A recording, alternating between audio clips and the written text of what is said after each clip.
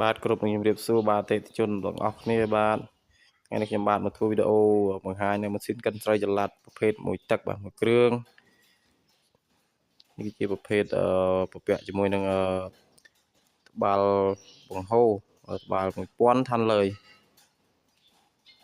ម៉ាស៊ីននេះគឺនៅស្រស់ស្អាត85%ហើយបាទ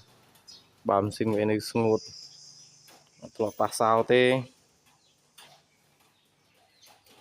យើងយកមក design បាញ់ថ្នាំថ្មីលេងម៉ូដដំបូលលើថ្មីបាទ2025អញ្ចឹងសម្រាប់ពុកម៉ែដែលមានតម្រូវការបាទចង់បានម៉ាស៊ីនកិនស្រូវយកទៅប្រើប្រាស់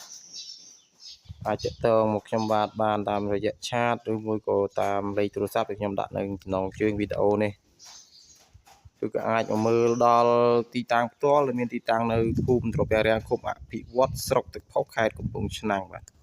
អញ្ចឹងអរគុណច្រើនសូមជូនពរឆ្នាំថ្មីសុខសប្បាយទាំងអស់គ្នាបាយបាយ